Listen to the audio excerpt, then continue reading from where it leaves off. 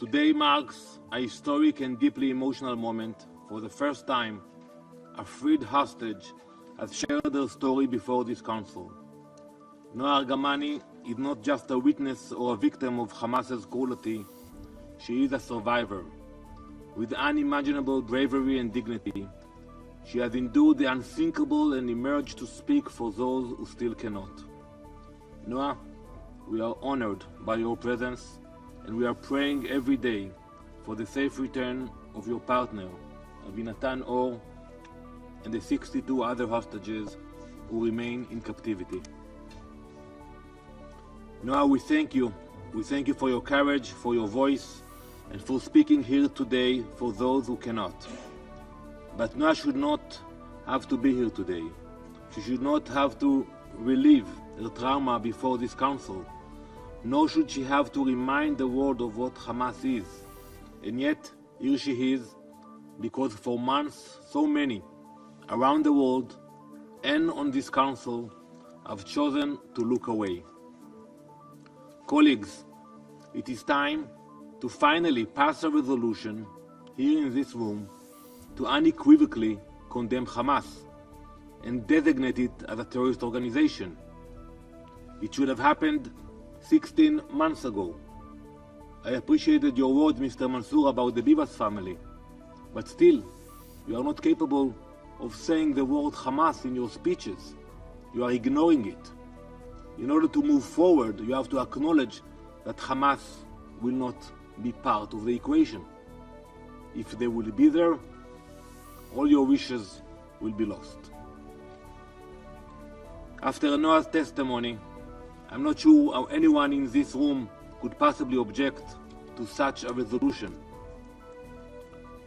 We have heard many times in this chamber doubts raised about our determination efforts. I am sure we will hear it again. However, there is no longer any need to justify why Hamas must be eradicated. The truth is undeniable. Hamas is a terrorist organization that slaughters, tortures, and kidnaps civilians. So Israel will continue to act. We will not be deterred. We will eliminate Hamas. Believe me when I say it. We will bring our people home, and we will secure the safety and future of Israel.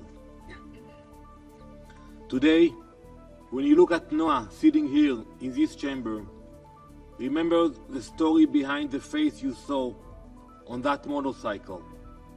Remember the months she spent hidden from the world. Remember Yossi Sharabi and Itai Svirsky, who died beside her. Remember Avinatan Or, who still waits in the dark to be brought into the light. This is not simply Noa's story. It is a story of every hostage and every family shattered by Hamas's terror. It is a story that will not end until each one of them is back home. The question now is whether this council will help write that ending or continue to look away. For months, Hamas has psychologically tortured and toyed with families desperate for answers. They have released hostage lists at last possible moment, forcing families into a cycle of unbearable uncertainty. They refuse to provide the Red Cross with access to the captives, leaving parents to go to sleep each night not knowing whether their children are dead or alive. And worst of all, they have played with the hostages themselves. You have heard, Noa, forcing them into their despicable theater of cruelty. Every time hostages are released, Hamas stages a sickening and vile ceremony designed to prolong the suffering of those still held captive. Just this past Saturday, those monsters forced Eviatar David and Guy Gilboa Dalal to watch one of these ceremonies from inside a van that brought them to the site. As they pleaded for their own release, their captors took every opportunity to prolong their suffering. It is not a political strategy. Nowhere has the cruelty been more evident than with the Bibas family.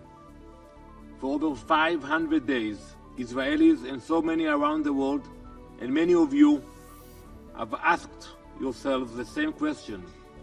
Is the Bibas family still alive? Those two beautiful boys?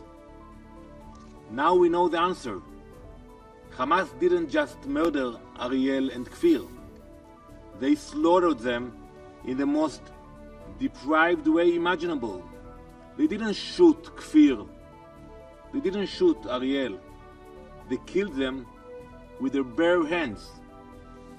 These monsters looked into the eyes of a 9-month-old baby and his 4-year-old brother and strangled, beat, twisted and shuddered them with their hands. One would imagine that there is nothing more sickening than this atrocity. Somehow there is.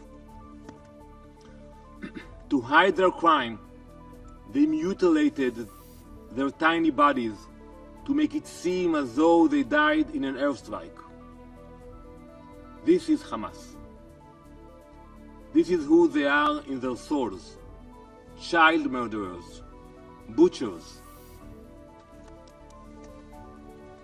And still, this council hesitates. Still we hear statements that draw a parallel between Israel and Hamas, as though this is a symmetrical conflict. It's not. On one side, there are families holding on to hope. On the other side, there is an organization that murders infants and holds on to their bodies until it serves a political and propaganda purpose. Believe me, no matter what happens, our commitment to freeing all the hostages and completely eradicating Hamas is unshakable.